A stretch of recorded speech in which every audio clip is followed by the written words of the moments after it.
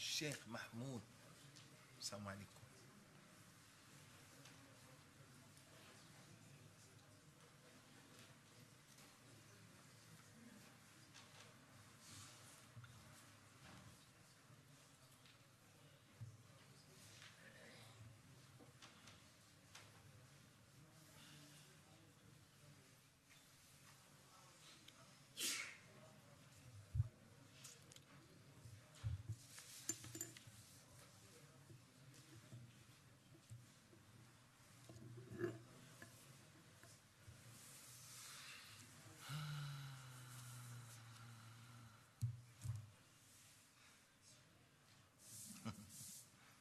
Okay.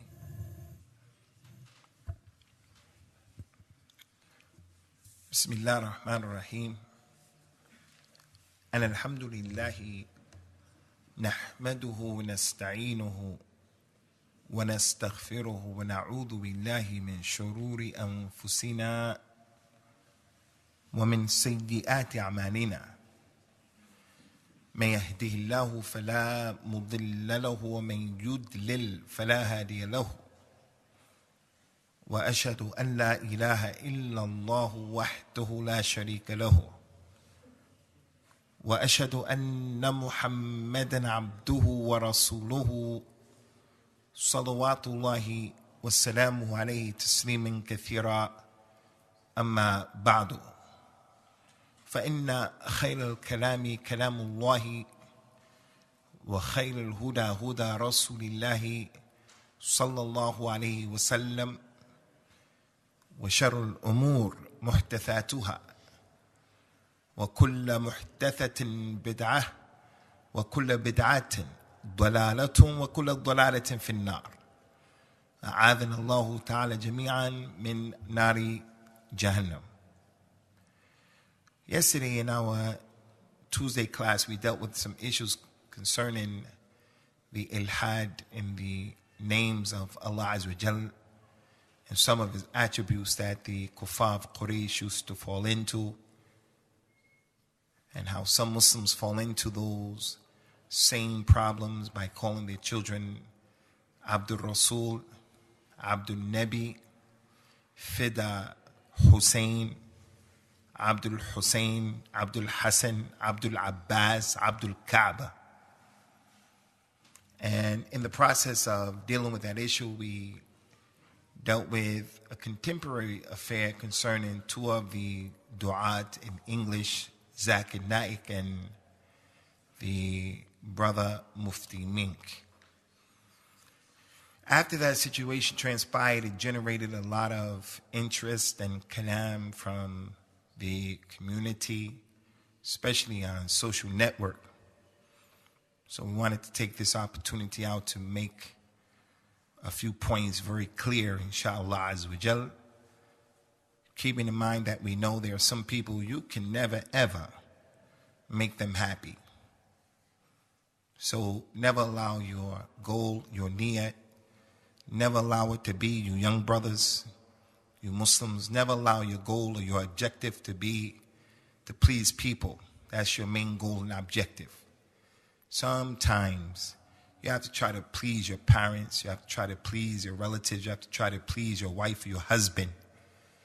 But when it comes to the haqq and adawat Allah, never let your goal and your objective be to please the khalq.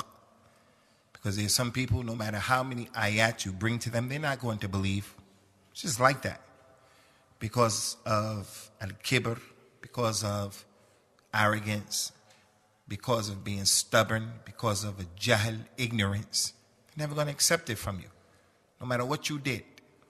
And that's what the Prophet experienced, sallallahu alaihi wasallam, and the other prophets and messengers, salawatullahi wa salamu alayhim ajma'een, with their people. But despite that being the case, we still have to try to clarify some issues because we don't want people to misunderstand what the point was. At the top of the list, and I think what is the most important issue from what was mentioned yesterday, that I get a feeling it was being misunderstood, although it was clear, and Allah knows best, is what I mentioned concerning our shaykh, Wasi Allah Abbas Abu Usama al-Athari al-Hindi Hafidhullah Ta'ala. A shaykh Wasi Allah Abbas is from the ulama of Islam. He came to this masjid a number of times, and when he came to this masjid, I had the opportunity, because I was a translator, obviously, a person who teaches in this masjid, and I had an opportunity to travel with him throughout this country, up and down this country, all the way up to the north and back again. And aside from that, I had an opportunity to deal with him with different problems that presented themselves, and I saw the way he thinks, and I saw the way he deals with issues. And he is mutamakkin. He is a person who knows what he's doing. He has knowledge. He is a scholar of hadith. He is not some small person, some student of knowledge. He is from the ulama of this ummah. He has a sit-in, as many of you know, in Mecca, al-Mukarramah, and his sit-in, his majlis in Mecca, where he has a lesson, it is usually the biggest, most well-attended lesson in all of Mecca. If some of the other major scholars come to Mecca, people during the time of special seasons in Ramadan, they may surpass his majlis in terms of the numbers, but generally, a shaykh Wasi Allah Abbas, he has a lot of people who come. So we could say that he has the biggest majlis on a consistent basis in Mecca. So the point here is, I got a chance to meet a shaykh Wasi Allah Abbas, and I got an opportunity to read many of his books. And he is a scholar who's mutamakkin, as I mentioned. He's what I would call from the baqiyat as-salaf, wala uzakkihi ala Allah. So our community was blessed to have him to come here and to expound upon the deen and to give knowledge of this religion in public forum and also in private sittings, where he went and he sat with the ghulat and he heard what they had to say, the people of Ghulu, and he gave his opinion.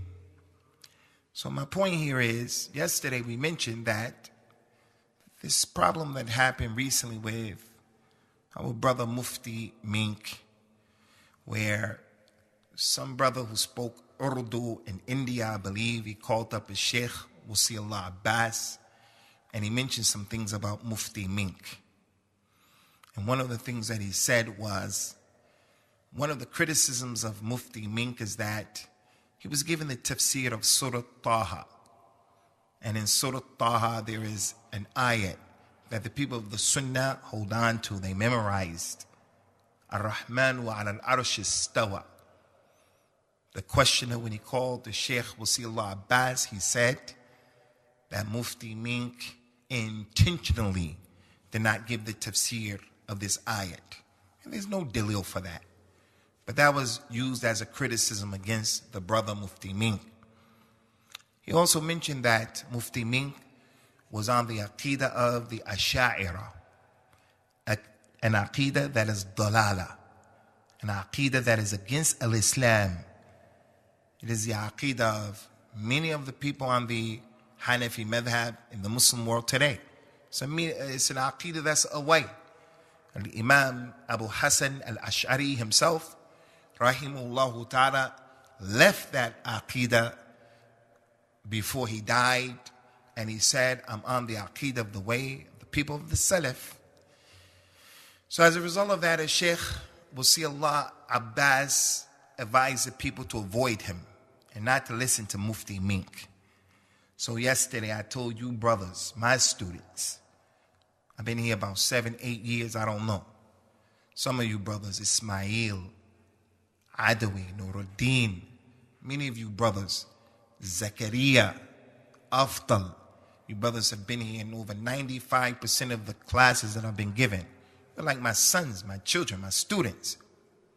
And that's why I take you guys to get free food at Momo's and at Bedr's, so that we can stay connected. And I could be a part of your growth and your development of trying to keep you balanced. When we spoke, we tried to get you brothers to understand, you brothers, my students, that in my humble opinion, a shaykh Wasiullah Abbas, when he gave that ruling to avoid Mufti Mink, I don't agree with it. Abu Sam, I don't agree with it. And I said the famous statement that the Mufti is the asir of the Mustafti, the person who calls the scholar, the person who asks the question to the scholar. Whenever a person comes to ask the question, the scholar is like his captive, because the scholar is going to answer in accordance to what you say to him. So what was said to a Shaykh Wasiullah Abbas is that the man, he hides and he doesn't explain the ayat of al-aqidah. He's from the Asha'ira. Wakita, wakada, wakit. So the Shaykh gave his kalam based on that. And I said clearly, the Shaykh, he has to defend the religion, so he gives an answer based upon what he heard. But I don't agree with it. So you brothers, and I say it again and I repeat it, Salih, you brothers, Abu Zakaria, don't allow your religion to be the religion where if someone said to you, Akhi Mukhtar, where is the dalil? Your answer is, the Shaykh said. The Shaykh said. The dalil has to be Allah said and His Messenger said and so forth and so on, and it has to be in its proper place. So the point that I want to mention, and I want to really make it crystal clear, inshallah, in no shape, form, or fashion was I trying to put Shaykh Wasiullah Abbas down. Was I trying to come across as if I'm the scholar and I know what I'm talking about, and he doesn't know what he's talking about. La wallahi. Nor am I trying to help you or get you to understand that when a scholar takes a position, you're free to just reject it like that based upon your desires, based upon our feeble attempts to disagree with a scholar. I'm not saying that, and I was not saying that. What I'm saying is, every human being, he knows and he doesn't know. He gets it right and he gets it wrong. It's your job, it's my job, your responsibility, my responsibility to do the best that you possibly can to come to the correct conclusion. And if you want to make taqleed of a scholar, and taqleed is blindly following someone's opinion and you don't know his dalil, then you can do that. You can do that. But you have to understand that a taqleed is like the individual who has been forced to eat a pig, khinzir. Because you're taking someone's opinion, you don't know where his dalil is. Abu Usama says you should do raf'ul yadayn. So you do it, but you don't know why. That's taqleed. If you choose to take that position, then you should know. Your position is ill-informed. You're like the people who were during the time of the Prophet ﷺ, the Kuffar of Quraysh, who rejected the da'wah of Islam because of a taqleed. They used to blindly follow their fathers in things. They didn't know, why are our fathers doing it? Why are our fathers making shirk? Why are our fathers burying their daughters alive? Why are our fathers looking at other people who are of a different color or different ethnicity as being lesser than them? And this is why the great scholar Shaykh Muhammad ibn Abdul Wahhab, he mentioned that blind following, it is from the usul of al-jahiliyyah. It's from what people of jahil do, jahiliyyah. You do things you don't know why you're doing them. So a Shaykh Wasiullah Abbas is mutamakkin, and he's competent, and he knows what he's doing, and he's going to get it right more times than he's going to get it wrong, inshallah. And he's more knowledgeable than we are, and he's more worthy of being listened to than we are. But still, I say without biting my tongue for no one, he's not ma'asum. He's not ma'asum. He wrote a book himself, and his book is called At-Taqleed wa Hukmuhu.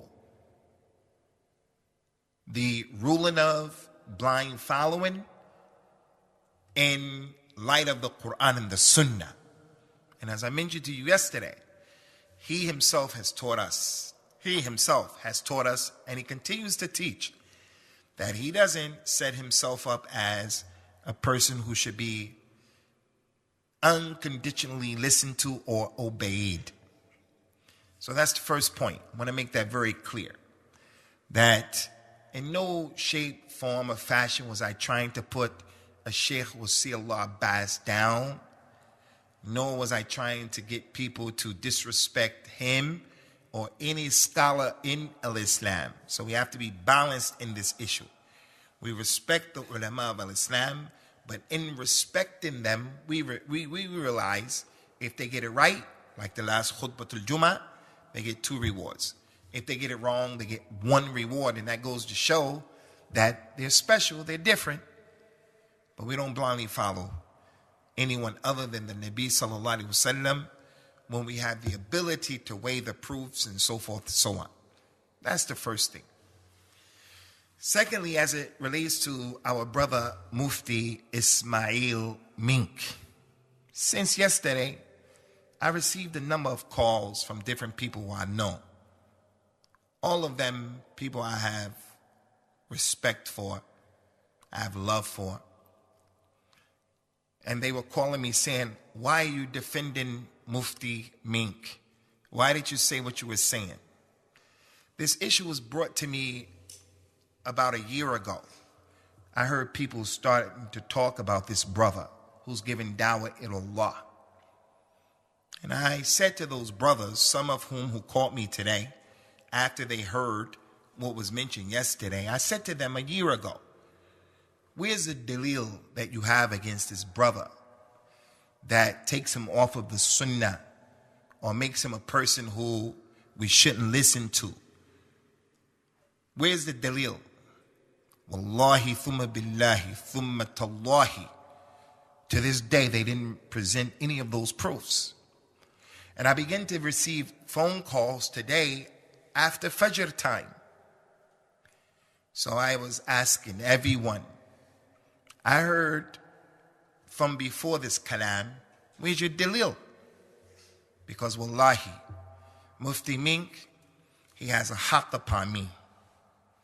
And his haqq upon me is that, as the Prophet said, sallallahu alaihi wasallam, the honor of the Muslim is haram. You can't come and just say anything you want to say about a Muslim. No scholar has the right. Prophet Muhammad sallallahu alaihi wasallam said that the honor of the Muslim is haram, is sacred. No scholar can come and compromise that. No human being can compromise that without bringing the proof. You have to bring the proof.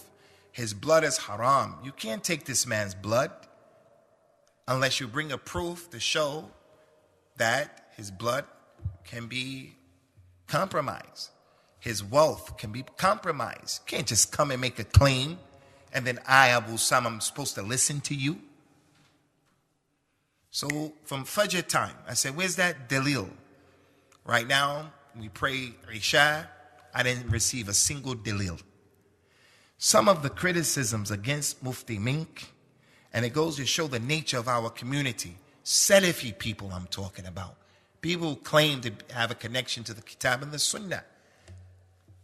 Some of the complaints, some of the criticisms was, he uses the word or the name Mufti, and he allows it. You know, I used to tell people in the past when I was going to give a lecture at a university in this masjid, they make a big deal about, hey, we have to introduce you. I said, we don't need that. I need the time. They said, we must do it because the culture of the people, if we don't introduce you and we don't let them know where you study from and at, they may not respect you. So they would say, Sheikh Abu Usama. I would say, don't say Sheikh, don't say Sheikh. They say, if we don't say Sheikh, the people won't respect you. So I say, okay, say Sheikh. Say double Sheikh if you want. So in his culture, Mufti, if you are a learned person and you go through the university, they call you Mufti. Why are we going to make a big deal about that? Maulana, Malvi Saab. Don't call him Malvi Saab. Hey, This is not the issue. It's not a big deal. This is not something because he calls himself mufti or allows the people to call him mufti. Is that something to criticize an individual for? Takes him off of the sunnah, or we should warn people against him. We should tell people don't listen to him. I heard from the criticisms, and there were many that were mudhika. They make you laugh and cry at the same time. He wears the bisht. You know that thing that Saudi Arabian shaykh wear? Brown one, yellow one, that one, the white one. So he's acting like he's a real scholar. You know where my people come from in Africa? We have these regular clothes like this, and then we have the clothes that I wear on the Eid day. I only wear for the Eid day. If I were to wear that every day, people say, hey, he's wearing that. He's trying to appear like this. What are you talking about? These issues are non-issues. What are you talking about? The man wants to wear that, wants to wear this one. Those are not issues in and of themselves to disqualify a person. So there were some things that were mudhika, things that will make you laugh and cry at the same time. But there were some things that I think we should mention. But before mentioning them, what am I doing here right now for you students, especially for you brothers? Nuruddin and Adu. What's your name again, Akhi? Saad. What we're doing right here is we're trying to get you to understand that in being a student of knowledge, you have to think clearly. Don't be one of those people, if you a question, when you go to answer the question, you're going to answer the question based upon what you think this person wants you to hear. Be an independent, mature thinker. You have your own opinion about a particular thing.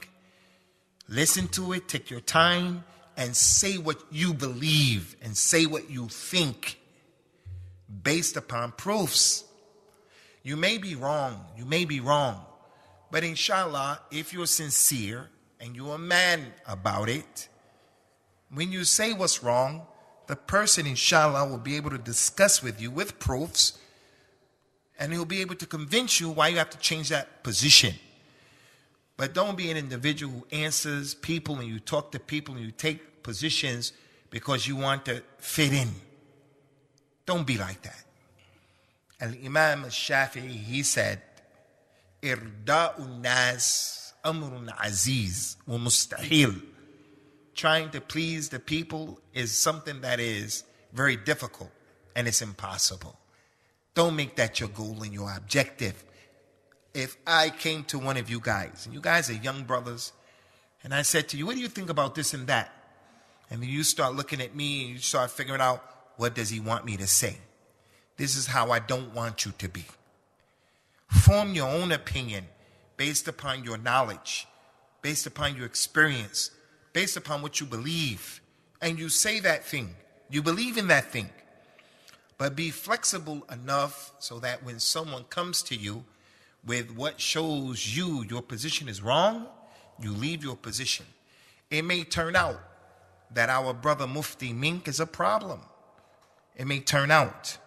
I don't know about Mufti Mink, and I'm going to explain this to you. It may turn out that Mufti Mink is a Brawi, a Deobandi, a Sufi, an Ash'ari. It may turn out. I don't know. But I'm not responsible for what I don't know.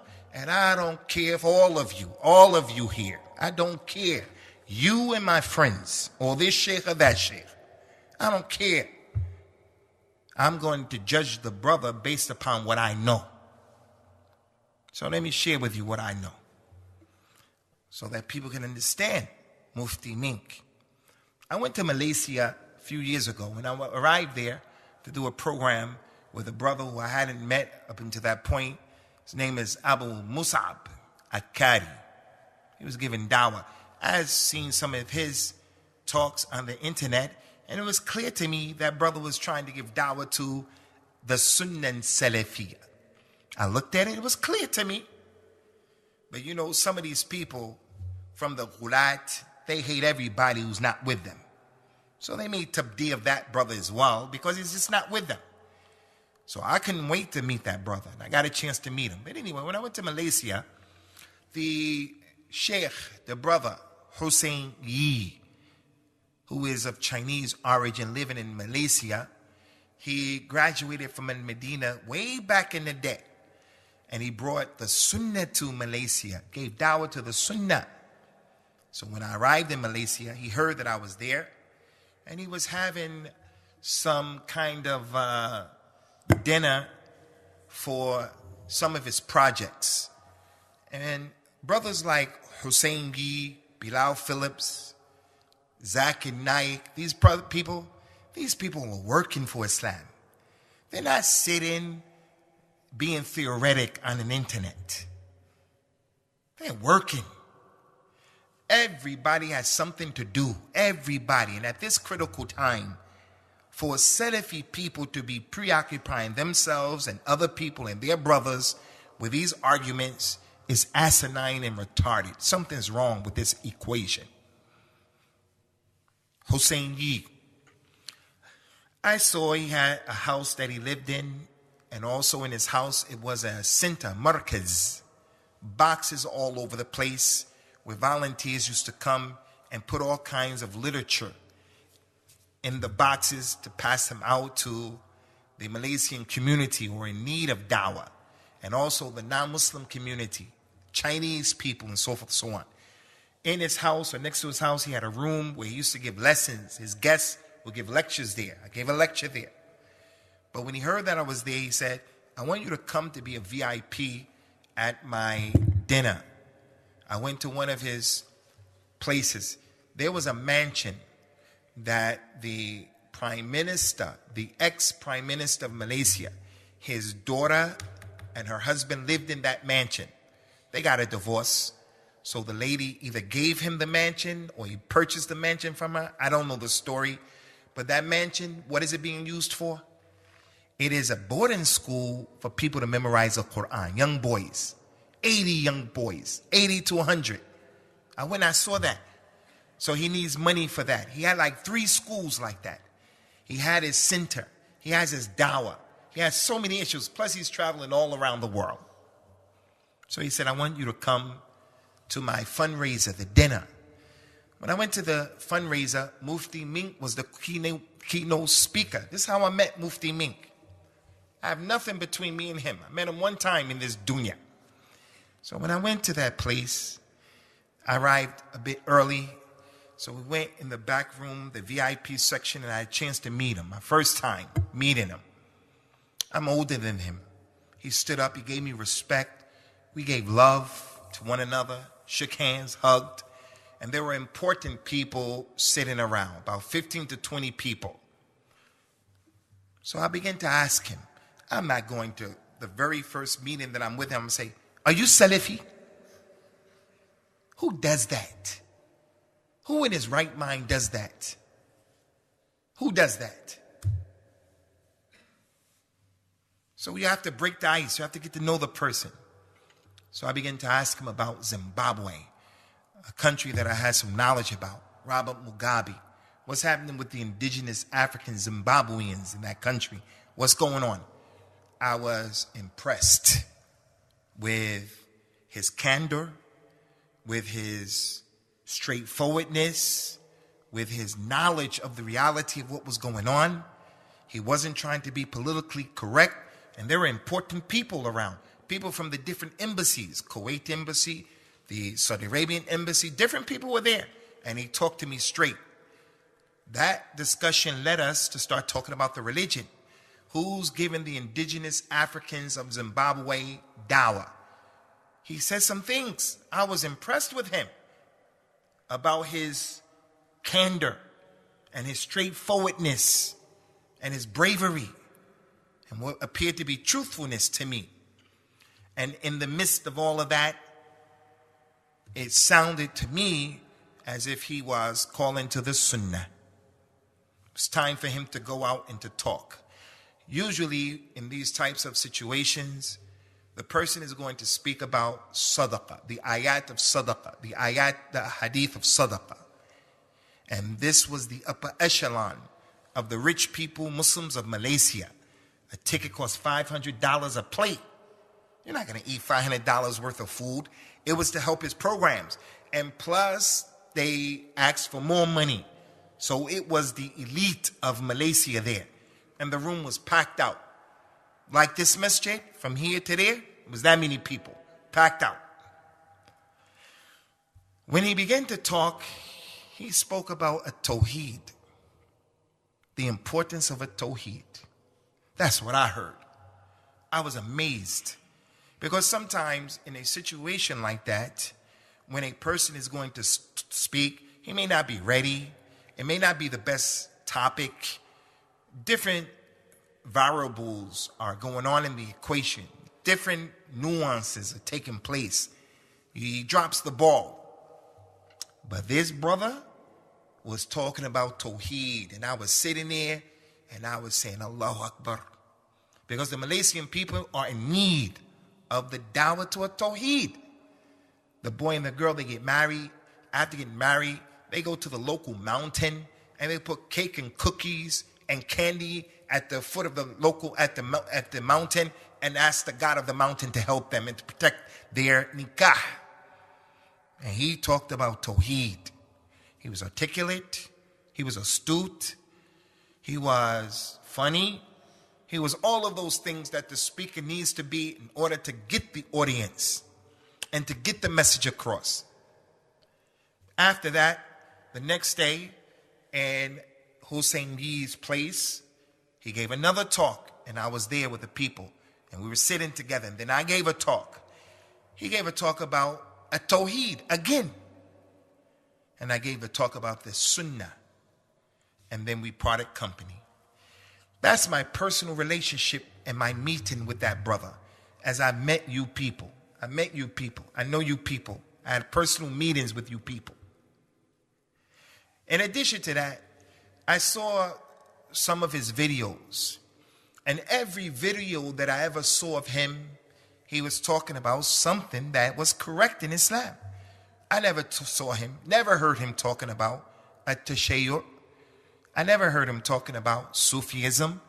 I never heard him talking about the aqid of the Ash'ira or the Jahmiyyah. I never heard him talking about a takfir or the dawah of the Khawarij. Every talk that I ever heard him talking about was under the umbrella of Islam, something that was from our religion. I never once heard him talk about something that made me say Deobandi, Brewi. He talked about the Sunnah. People were criticizing him because his talks are generic. I only heard him in real life, talk about Tawheed, and I only heard him on the internet talk about what I perceived as being correct. Now you, Zakaria, Saleh, Nuruddin, Adawi, Umar, you are going to come to me today and say, hey, we need to be careful of Mufti Mink. I say, why? And you start giving me your issues and your reasons. Your issues and your reasons, they have to stand up. You can't come to me with some frivolous stuff, with su'adhan, with at-tahaffuz, you're afraid, telling me I have to be afraid. I saw what I saw, I heard what I heard. And I say what I believe. So, in relationship to some of what I heard from my brothers, and this is really for you young brothers, some of what I heard from my brothers, keeping in mind that I saw it for myself. Yes, it was a short meeting, 2 days, and I can't say I know the secrets of the brother. I don't know his secrets. I don't know his secrets. I didn't travel with him. I didn't do business with him. I didn't sleep with him. I didn't do all of those things, so I'm not going to say I know him. But in order for you to come to change what I saw and what I experienced and also what I heard consistently and you heard as well, don't think I'm going to change what I believe about a Muslim simply because you're Nuruddin, Adawi. What is that about? And I'm telling you, Adawi, Nuruddin, bring me what you heard that goes against what I understood and what I heard in life and on the internet. So from what I heard was, as Salafi people, There is a principle in our religion, and we've taught you brothers this principle, and that is, you don't take knowledge from people who are unknown. The Salaf, they used to, as Ibrahim al-Nakha'i said, they used to look at a person to see how he prayed and to see his samt. Did he take with his right? Did he give with his right? How did he pray? Did he have a sutra, rafa al-yadayn, all of those issues? They wouldn't just go and take knowledge from him. And Imam al-Hasan al-Basri, he used to say, this knowledge is your deen. Be careful of who you take your deen from. We told you, brothers, this issue. This is from our dawah, from our deen. So they said that Mufti Mink is majhul. He's unknown. So we can't take the deen from him as Salafi people. I said, oh yeah? Unknown, huh? First of all, unknown. What are you talking about when you say unknown? Are you talking about ilm al-hadith? When a narrator in the chain of narration is majhul, he's majhul al-hal or majhul al-ain. What are you talking about when you say unknown? Don't you know that Mufti Mink graduated from the University of Medina, as I did? And when you graduate from the University of Medina, they give you a certificate, a degree. And on that degree, they say what your name is, what year you graduated, and what your grade was. And on that degree, they say, we advise you to go and teach. They call it an al-ijazatul aliyah. It's an ijaza. And they tell you, we advise you to fear Allah and go and teach this religion. So he has an ijaza from a respected organization. And there are ulama. I don't have time right now to go through the contemporary scholars who talked in favor of people who graduate from universities. Now, that doesn't mean everybody who graduated from a university knows what he's doing or he's competent and qualified. That's an extreme. Just because you graduated means you're okay. No. The other extreme is not to have no respect for the person who graduated and he knows what he's doing. Because some of our ulama today said and praised people who graduated from these universities, especially the ones that we respect. So he has that degree. What do you mean majhul? What are you talking about? Another thing is the one who says that he's majhul. I rode today with my brother Abdul. He told me he was reading some of the comments in yesterday's talk, and some of the people writing there saying he's not known, so it's enough for the Salafi. He's not known. You know, Mufti Mink has over 100 hits on some of his talks. 70,000, 80,000, 90,000, 100,000. I get 5,000, 6,000. And wallahi, I'm not one of those people who have hasad and I say, oh, I got 5,000, he got 100,000. Because this is a lot of the problem comes from that. Jealousy.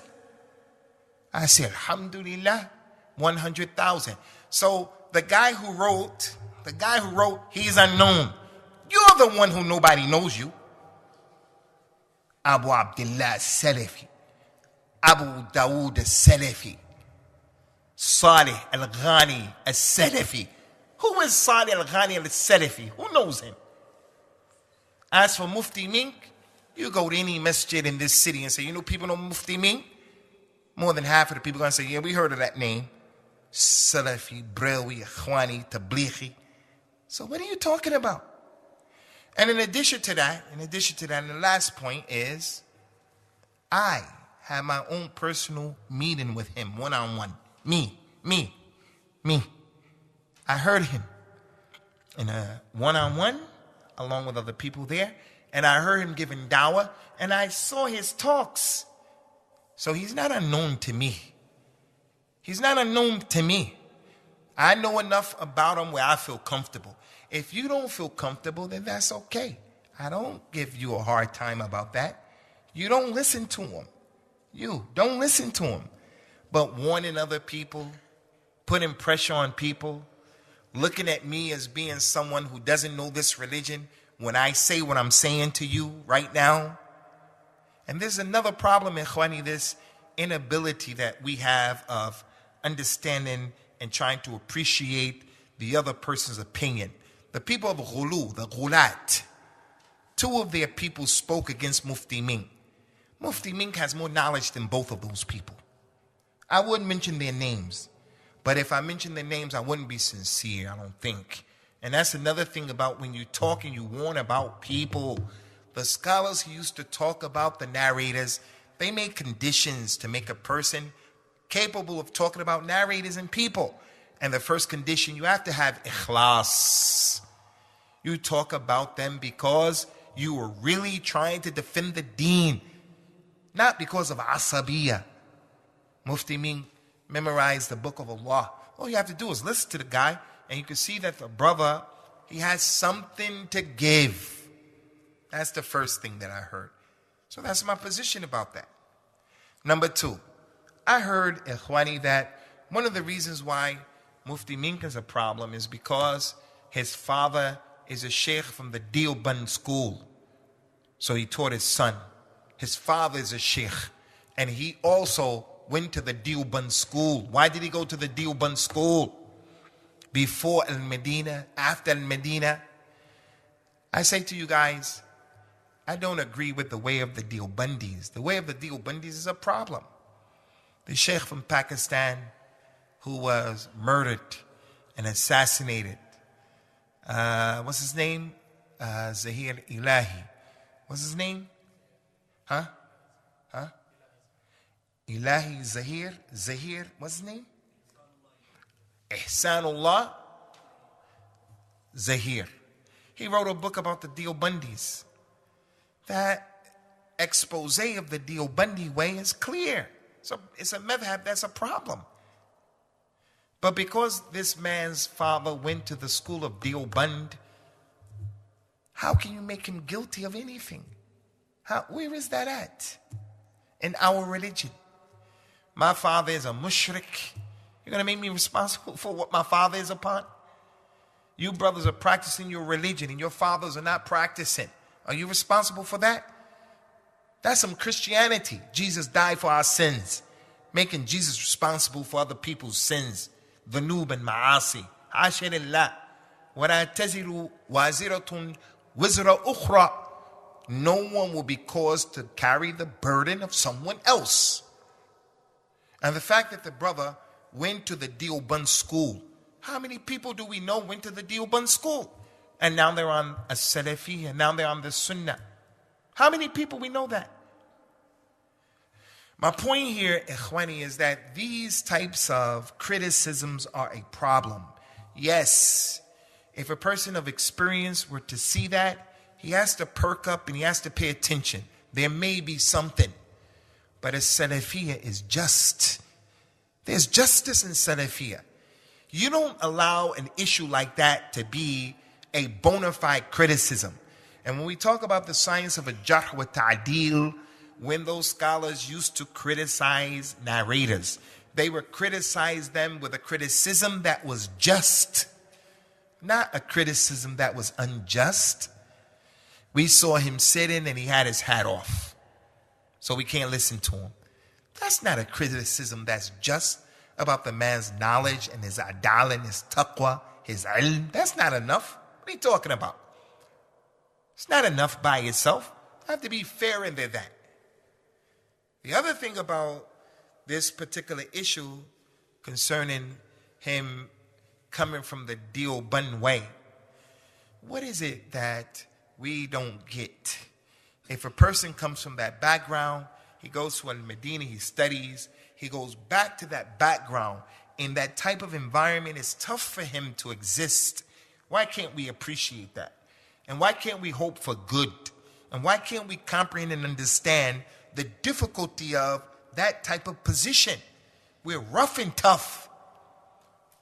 With his presence being there, it may turn out after 1 week, 2 weeks, 2 months, 3 months, that Mufti Mink is Deobandi. It may turn out that way, and he's calling to that stuff that they're upon. It may, I don't know. I'm not responsible for that. It may turn out.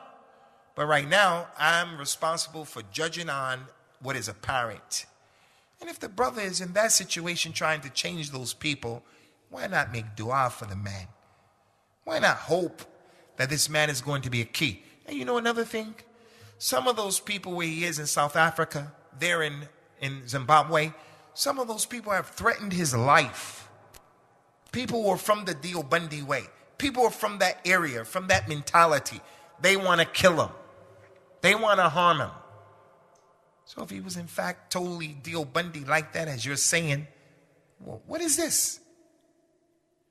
Another issue, Ikhwani, is, from what I heard, amazingly, is he doesn't say that he's Salafi. As a matter of fact, he said that he was not Salafi.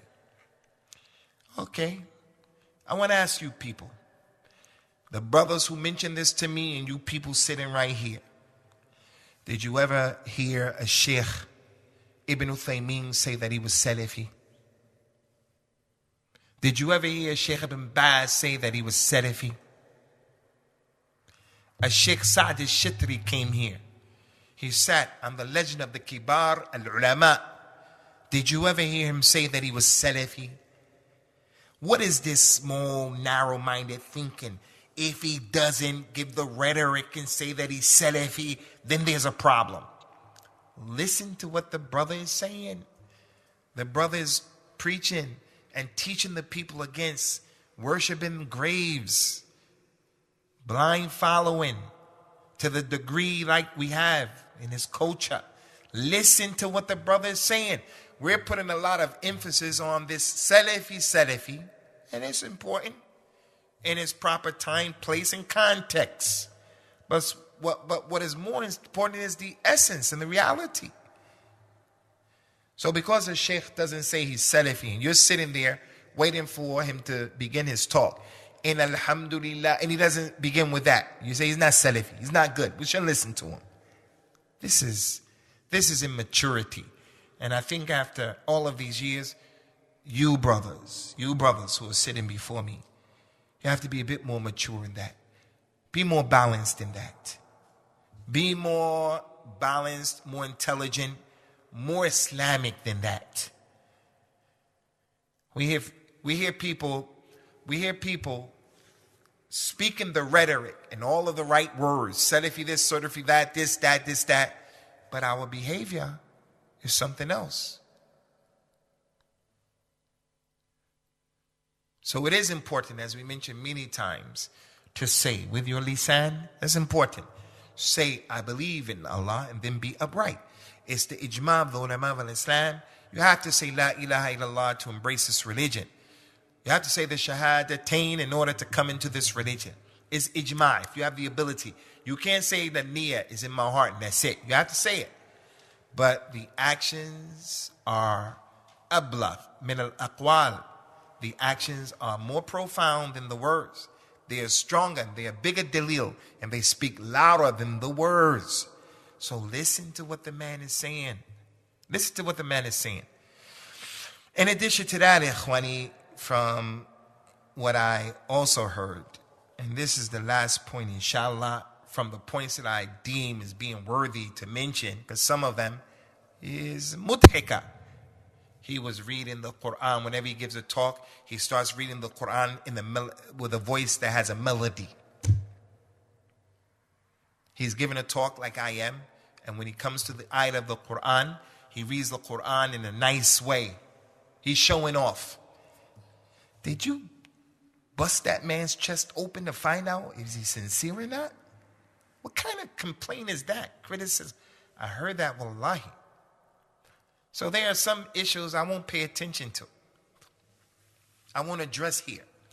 From some of what I heard, and I think it has a pretty decent point of view. It's pretty important. Is that he deals with and he works with Al-Maghrib Institute. Al-Maghrib Institute. I am not a fan of Al-Maghrib, Al-Kawthar, and these brothers who are behind that. I'm not a fan of some of what I perceive as what has been lost, that the integrity of teaching the Quran and the Sunnah in a clear and concise way. I'm not a fan of the gimmicks that take place, but that's my point of view. And I think that point of view is correct. But everyone who cooperates with al-Maghrib, you say that he should be warned against. He's not a person of the Sunnah. There's no good in him.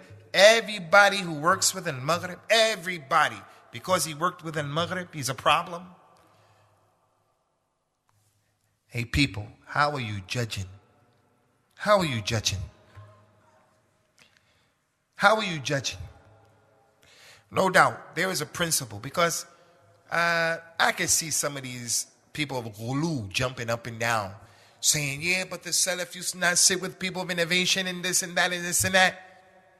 Am I saying sit with the people of innovation? I'm not saying that. What I am saying is, just because a person mixes with a group of people you don't agree with, first of all, we have to establish, are they people of innovation? Who gave that ruling? You did? Did your shaykhs give that ruling based upon your telephone call? I don't agree with those institutions, the way they're doing things. That's my point of view. I tell them that I tell them that on a personal level, and no problem. I don't agree with that. I don't agree with magic. I don't agree with the gimmicks. I don't agree with always being generic about what you're talking about. I do see that sometimes you have to stay away from issues that are ikhtilaf and this and that. But hey, we can't compromise the truth. We have to put the truth out the way it is in the best way possible. So everybody who works with al-Maghrib, what are you talking about? Just as Brother Mufti Mink, as I mentioned, memorized the Book of Allah. He's trying to call people to Islam. I know Dr. Ahsan Hanif. I know Dr. Ahsan Hanif. I know his knowledge. I know his akhlaq. I know the way he thinks. And I can tell you, he has more knowledge than these people are talking. He has more knowledge than these people are talking. He has good and they have good. But because he works with this group, he's automatically a person we shouldn't listen to. Mubtadi'. These are not the ways that we judge in the religion of Islam. So I want to conclude this by saying to you young brothers here, this is sincere advice to you young brothers. You guys, you brothers, are the main reason why I'm talking today. You brothers, my students, my sons, you guys. Stay balanced. Stay balanced. As I've been telling you for these years, memorize the Quran and get serious about memorizing the Quran. Study this hadith and have yourself a minhaj in studying. Don't be apologetic about the minhaj as-Salafi. Tread upon that way. Tread upon that way. But you have to make it your business to make a jihad against all of these waves of confusion that are surrounding us, that are surrounding you. Waves of confusion all over the place. And this dawah of ghulu and the ghulat from the people from that place over there, SP, as well as some of our brothers who are just too rough and tough as it relates to, weigh the masal and mafasid. This is a difficult task for a young brother like yourselves to be able to fathom, to be able to comprehend. You'll get lost in the sauce. You'll make decisions based upon, well, how many people do I see over there doing that, so I'm going to do it. Don't let that be your religion. And that's why the call has always been all these years. Focus on the Book of Allah and memorize that Quran. Once you prove to yourself that you can memorize that Quran, Juz Amma and your river, Juz Tabarak, and you're memorizing like that, then you'll realize you can be a serious student of knowledge as it relates to other issues. Do you know the vast majority of these people, the ghulu people who are talking, they don't memorize Juz Amma by the Lord of the Kaaba. They don't memorize Juz Amma. Wallahi. Because too much time is being spent. Jam'ih ya Turaf is this, Jam'ih ya Turaf, that, Maghrib Institute, this, that. Hey. Someone who's memorizing the Book of Allah Azza wa Jal, he'll get the barakah of his efforts, and not only that, but he'll prove to himself there's a way to be a serious student. And this qila wa qal and all of this kalam, drinking tea and qahwa and eating at momos and just messing around, wasting a lot of time, this is not the way. So be fair and be just. As for the other people outside of my students, I say what I believe because that's what I believe. You think that I love you people more than I love my mother and my father? I love my mother and my father more than all of you people. And yet I said to my moms and my dad, I said, yo, I'm going to become a Muslim. You guys can jump up and down all you want, but I'm going to become a Muslim. I said that to the people, the closest people to me. Now you think I'm going to come into Islam to just get with your program because you said it, to be in good books with you, to be in your good books? It's not my religion. Bring me the dalil that the man is from the Asha'ira, and I'll take a position. So again, our brother Mufti Mink, inshallah ta'ala, ask Allah ta'ala to give us and him a thabat on the kitab and the sunnah, and to put khair in his dawah and in our dawahs as well.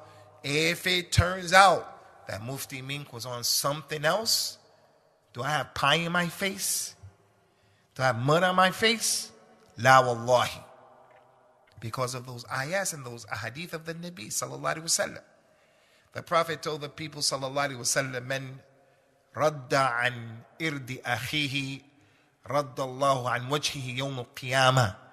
Anyone who tries to defend the honor of his brother, Allah will defend his honor yawm al-qiyamah.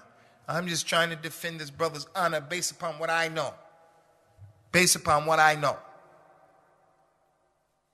And all of those many ayat and hadith that are telling us, watch what you say about people. How is it people of the sunnah, they're the worst people when it comes to talking about other people of the sunnah? And this fitna, this disease has hit everywhere, and these double standards.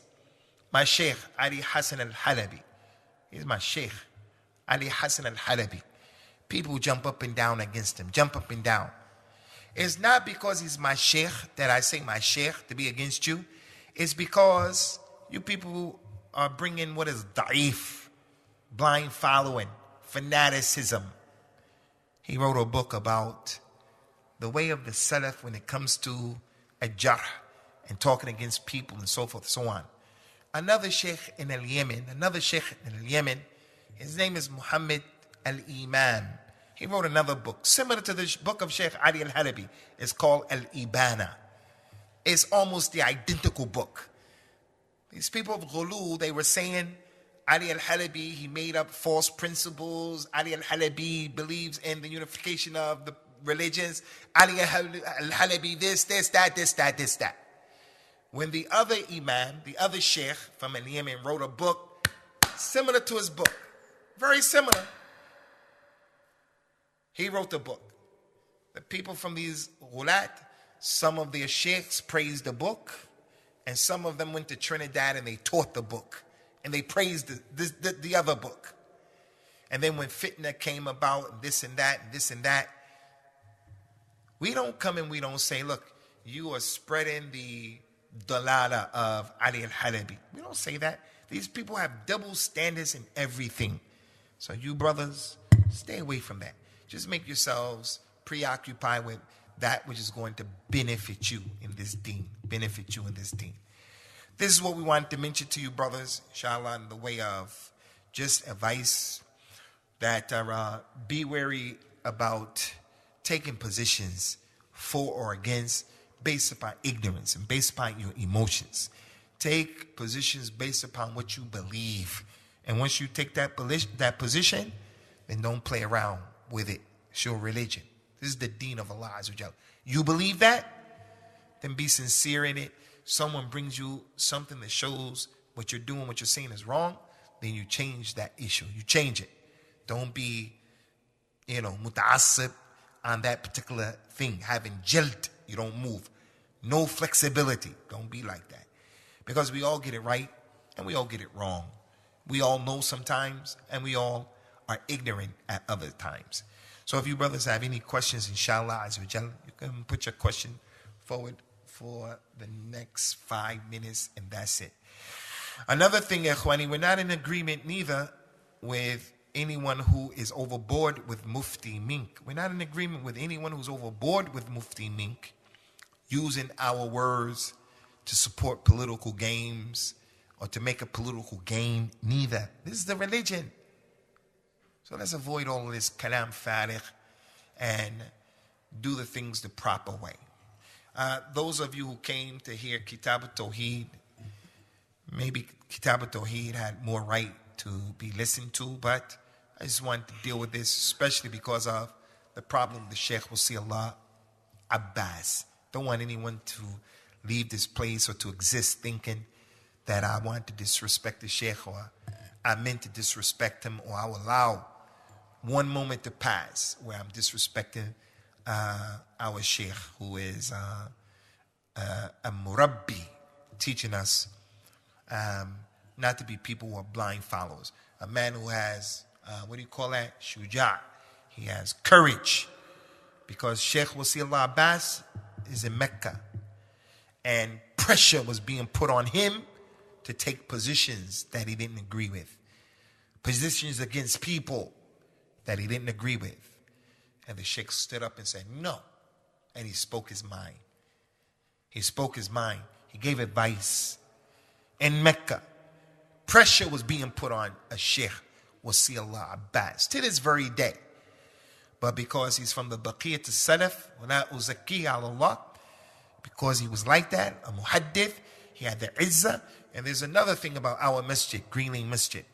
Green Lane Masjid should be more in touch and more connected and more in tune with someone like that, coming from Pakistan, especially in India, in that area. He's someone who knows the history, the reality. So he shouldn't be far away from our existence. Allah is a'la and a'lam. So if you brothers have any questions, you can put your questions forward now. هل عندكم شيء؟ تفضل يا أخي كريم.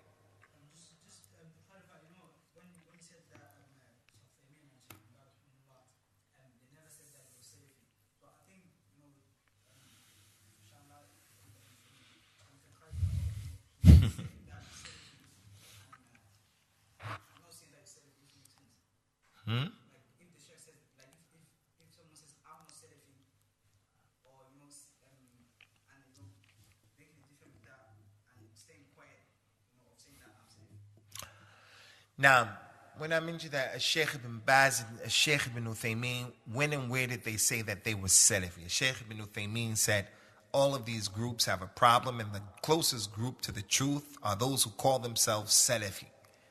He said, but you don't have to be with a group that calls itself Salafi. You don't have to be with that group.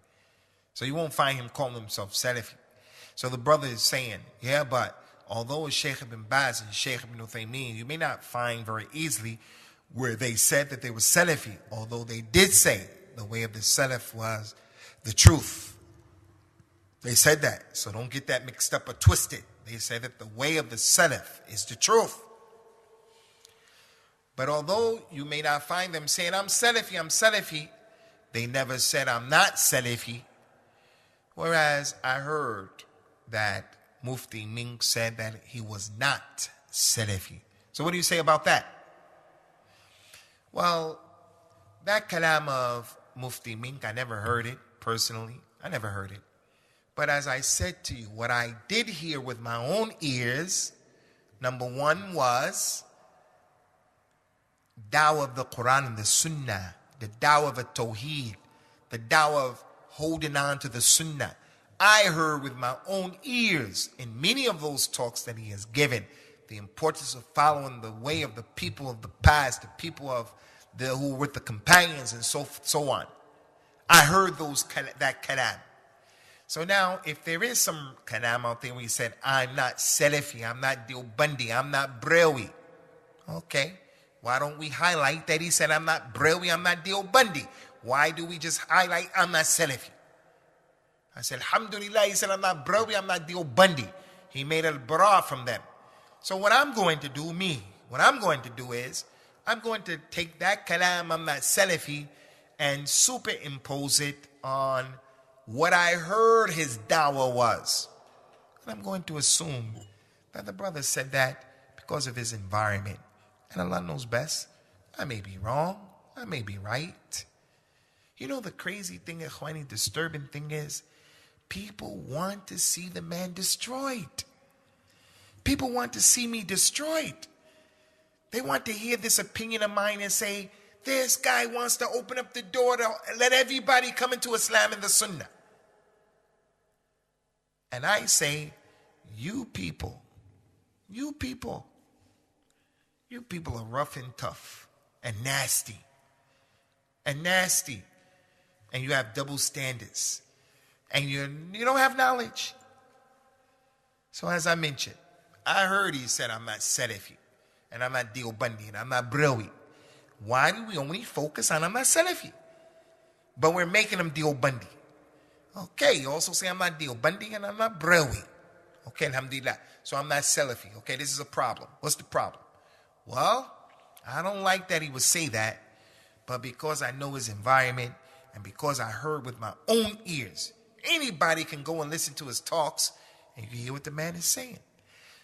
Another thing, akhi, do I agree with every single thing that the brother said or did? Of course not. Cannot. This talk is not because I'm telling you I agree with everything that he said. He's from the awliya of Allah. I'm saying relax. We prefer to have people with us than to have people against us. People are happy when they hear du'at say things that are confusing, say things that are a distraction, say things that are a problem. So we want to see people fall and we want to see them fail. And Allah knows best. Any more questions, Ikhwani? Fadli ya akhi.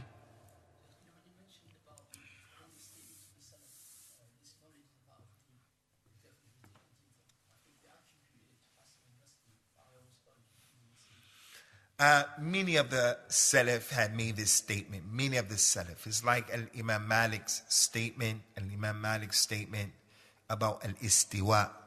Al-istiwa is known. How is unknown. Believing it is wajib. Asking about it is a bid'ah. Many people said that. But Imam Malik became famous for saying it. But many people said it. And similar to this issue about this religion is the knowledge is your deen. So Hassan al-Basri said it, Ibn al-Sirin said it, and other than those two. So the important thing is that we understand what was said. As for who said it, many people said it. And as a student, Akhi Mukhtar, you can always go back and this can be the bath that you're going to make. Who are the scholars who said that? Because it's more than one person who said that. But we thank you for that precision. Fadli ya akhi.